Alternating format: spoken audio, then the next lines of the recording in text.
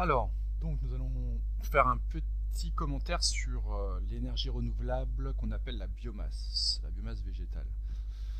Alors c'est quoi la biomasse végétale? Eh bien c'est la masse des végétaux sur Terre. Euh, Comment se construit donc cette biomasse végétale? Eh bien elle se construit grâce au soleil et donc grâce à la photosynthèse.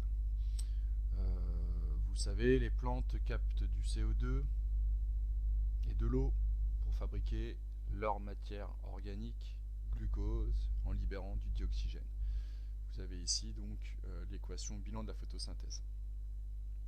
Alors en quoi est-ce que la construction de la masse végétale correspond à une énergie?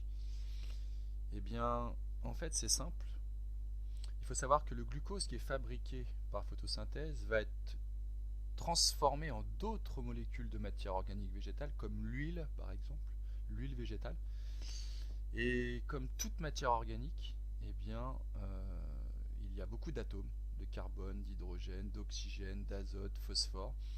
Et les liaisons chimiques entre les atomes sont riches en énergie. Donc si vous voulez récupérer cette énergie, eh bien, il faut brûler la matière organique. Alors il faut la transformer, on ne peut pas brûler comme ça directement des feuilles, des feuilles. Sauf que si vous brûlez une bûche de bois par exemple, eh bien, vous avez de l'énergie thermique. Donc ça montre que ça libère de l'énergie.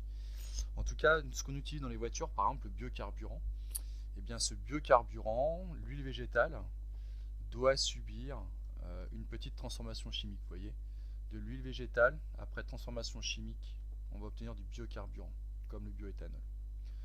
Donc c'est pour ça que comme les végétaux sont riches en matière organique, elles fabriquent des huiles par exemple, eh bien on peut récupérer ces huiles, les transformer chimiquement pour avoir du biocarburant. Voilà. On peut aussi, alors vous voyez, à partir de la culture de colza, faire de la pression pour obtenir des huiles de colza, pour obtenir du biocarburant.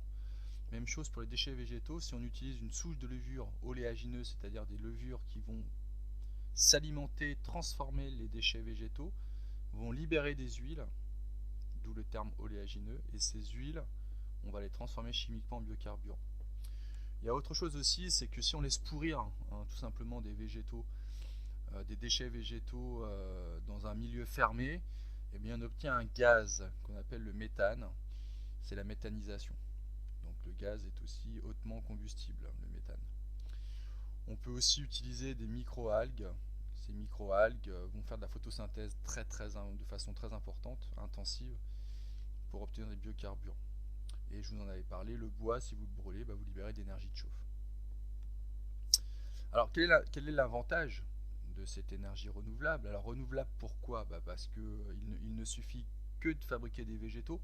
Donc les végétaux ils se renouvellent à chaque fois. Il faut que le soleil pour fabriquer des végétaux. Donc c'est une énergie renouvelable. Et en même temps, l'avantage c'est qu'on réduit de 70 à 90% les gaz à effet de serre. Alors il y a aussi un revers de médaille à cette biomasse végétale, c'est que le problème c'est qu'il faut de la place pour cultiver des végétaux, beaucoup de place. On sait que la démographie actuelle est galopante, donc il faut de la place pour loger les gens, donc il faut de la place pour fabriquer du colza par exemple, du maïs pour récupérer des huiles. Mais un autre problème, c'est que la place que l'on va utiliser pour les biocarburants, pour les végétaux à destination de biocarburants, vont entrer en compétition avec la production alimentaire.